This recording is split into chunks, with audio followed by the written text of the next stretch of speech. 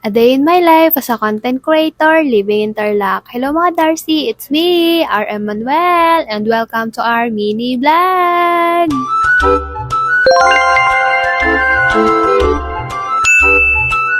Nakahanap nga na naman ako ng magandang tambayan. Dito lang din yan sa may building namin. Nakarehas nga lang kaya hindi ganun kita yung magandang view. Dito, tanaw na tanaw mo yung mga nagdadaan ng sasakyan. Tsaka yung SM, nakikita rin dito. Katabi lang din kasi namin tong SM. Sayang nga at hindi kami lagi nakakapunta. Nakakahiya naman kasi maglakad-lakad doon kung wala kang pera. Pwede pa rin naman akong pumunta kung gugustuhin ko kaso panigurado mauubos pera ng jowa ko. Kawawa naman.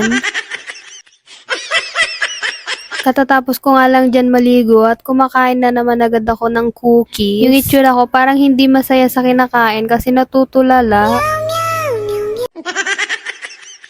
Pumasok na nga rin ako sa kwarto kasi madami ng lamok dito. Hapon na kasi nung tumambay ako dyan. Gustong gusto pa mo akong papakin ng mga lamok. Dati nga sa bahay namin, parang ako lang din yung kinakagat ng lamok. Gustong gusto talaga nila yung dugo ko. Bumaba nga ako kasi kinuha ko yung order ko. Ang bait nga ni kuyang driver kasi binalikan pa niya 5 PM kasi kaninang tumatawag siya, hindi ko nasagot, naliligo ako. 6 PM ko na nga lang nabasa kaya tinawagan ko. Sabi niya babalikan na lang daw niya ako. Ang bait naman niya. Jawa ko pala yung inuubo sa background ko. Nahawa na nga rin siya sa akin. Fast forward, umaga na nga dyan. Masama kasi yung pakiramdam niya. Gawayan ng sipon tsaka yung ubo niya. Sabi nga niya, masakit na daw yung dibdib niya kauubo niya. Sabi ko nga sa kanya kagabi, wag na muna siyang pumasok ngayon kaso matigas yung ulo niya. Kasi nga, sabi ko nga, lagi siya nangihinayang sa araw. Naiintindihan ko naman, kaya hinayaan ko na lang din. Sabi ko na lang sa kanya na kapag di niya kaya, wag na siyang pumasok. Diyan nga, late na nga lang din siyang gumising. Late na din siyang pumasok. Kaya nga napabaunan ko pa siya dyan ng kanin. Gusto nga daw niya ng gatas, kaya ayun, bumaba ako, bumili muna Balik ko nga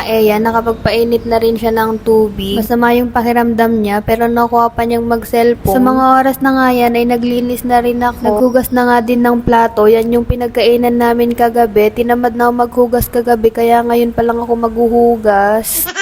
Masebo nga itong mga pinagkainan namin ng mga to, kaya mahirap siyang hugasan. Minsan naglalagay na lang din ako ng Zonrox para mabilis matanggal. Kayo, anong ginagawa nyo para mabilis matanggal yung mga sebo? May maishishare ba kayong tips sa akin? Share nyo naman. Fast forward, ayan, kakain na nga rin ako. 2 itlog tsaka pansit nga yung ulam ko. Yung pansit na yan, galing yan sa work ng jowa ko. Hinatid lang kasi may occasion yata sa work nila. Diba? Love talaga niya ako. Nag-abala pa siya. Nasa work na siya pero naalala pa rin niya. Naalala siguro niya na paborito ko to. In fairness masarap pala yung pansit lagyan ng Nor. Sarap ng lasa. Try nyo din. Sa boss nga namin to, hindi na niya kinuha.